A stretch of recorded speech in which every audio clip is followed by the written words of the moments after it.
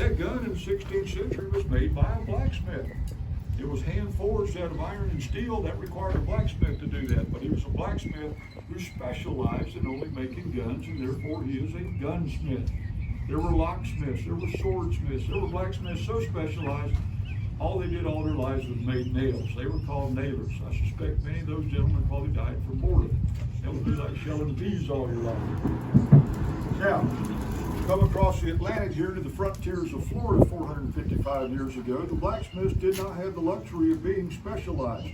They had to do anything and everything necessary to support and sustain day-to-day life here in the colony of St. Augustine and help the folks who were building this settlement. In a lot of ways, the function of the blacksmith shop to the colony, we were the hardware store. We were Home Depot. A lot of people working very hard. Those people need tools to work with. Tools get damaged, they get dull, they need to be repaired, they need to be resharpened. Occasionally new tools need to be made. That was the realm of the blacksmith. Carpenter needs hardware. He's going to put a door on a house, he needs hinges, he needs nails to attach those hinges. All the hooks, chains, latches, nails, take for granted nowadays, back in those days were made by hand by the blacksmiths. And last but certainly not least, a subject near and dear to everybody's heart around lunchtime, cooking. Back in those days, they had to cook over fire. So how neat would it be if you had a hook for a cook pot that would allow you to adjust from low heat to medium to high? Simply by moving your pot closer to your source of heat, you can increase the heat in the cook pot. If it gets too hot, we can raise it up further away from the fire. So that's called a cooking tram that we make. Blacksmiths need iron. There's no iron here in Florida. There's never been any iron produced here in the state of Florida. Florida is rich in natural resources, but very, very poor in mineral resources. If you dig in the ground around here, you're going to hit limestone. If you keep digging, eventually you hit water. You're never going to find iron, you're never going to find coal, none of the things that would be required for iron production. That's not a problem. The Spanish were not coming here to build an iron mill. They had plenty of those back in Spain already. They were coming to build a colony. They didn't know exactly what they would find when they got here. Many of these people were coming here on a one-way trip to start a new life here in the New World, so they packed and planned very carefully. We know from studying the cargo manifest, one thing the Spanish were excellent at was keeping records. And so we've been able to look at the documents. And we know from looking at those that on the very first trip over, they brought 6 tons of iron and steel, 12,000 pounds of metal. That would have been rolled out in rods, bars, and straps like this back in the mills back in Spain. 12,000 pounds of metal that was shared by the fewer than 10 blacksmiths that were in the Menendez expedition. They also brought all their tools and equipment. The most important piece of equipment in any blacksmith shop, the heart of the operation, the key to the whole process, is the fire. That's called the forge. I'm not burning coal with my fire because they had no coal to burn. But there were plenty of trees around, and with wood you could make charcoal. In Spanish, charcoal is carbon. The men who made it were called carboneros. That was their trade, their livelihood. They were charcoal makers. In your barbecue grill at home, wood charcoal is going to burn up around 600, maybe even 700 degrees. That's plenty hot enough to cook with, but it'll never get hot enough to work metal. So guys, don't go home and try to make a sword in your barbecue grill. It won't work, I promise you. There's a big air pump called the bellows to blow air through a pipe up through that already burning fire. And you can see that fire responding to the oxygen that's in that air. By doing that, I'm forcing that fuel to burn just as hot as it possibly can, and I'm able to get my wood charcoal forge fire all the way up to 2,500 degrees Fahrenheit, well above the melting point of steel. But I don't want to melt the metal.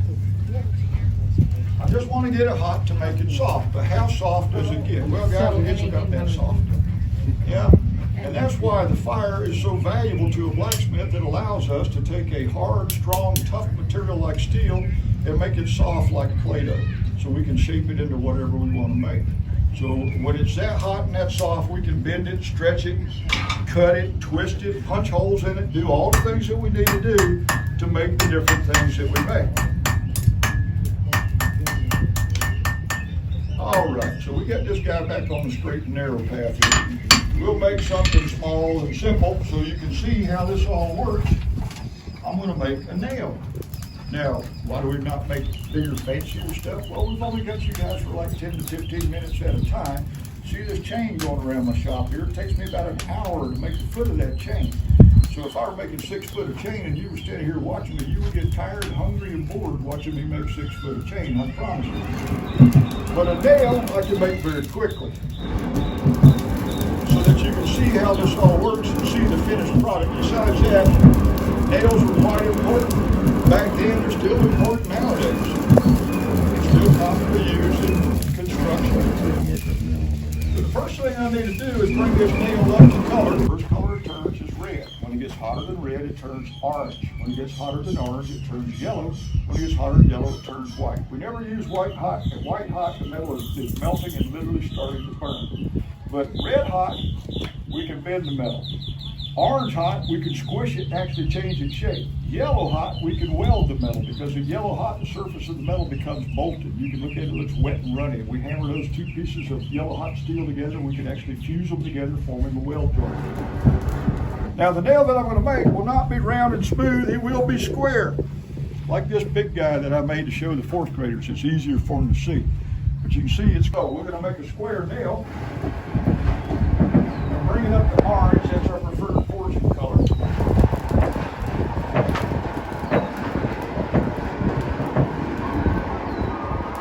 Not enough.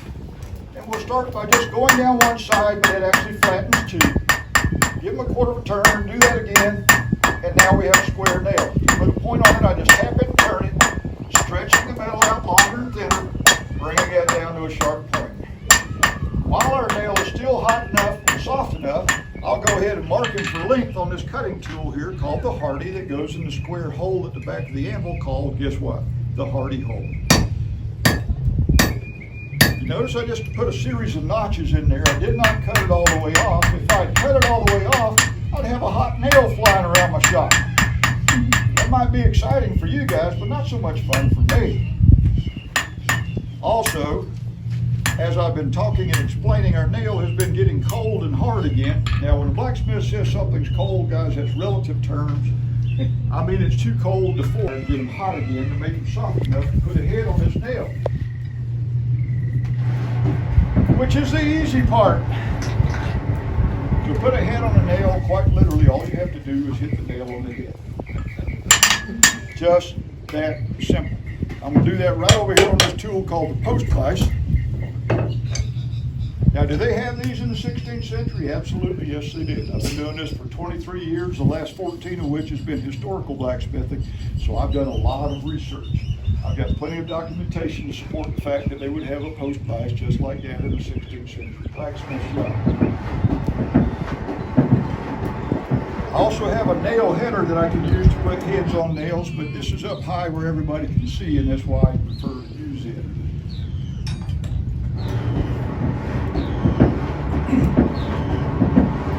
So, we're almost there. That's good right there. And we will leave up enough material to form the head of the nail with. About there ought to be good. Break it off right where I notched it. Take my hammer and just hit the nail on the head. Just like that, we have a head on our nail. I like these tongs. They may remind me of a little sideline job that we did for folks back in those days. I won't go into the gory details, I'll just mention there were no dentists. Average working hours were very different in the 16th.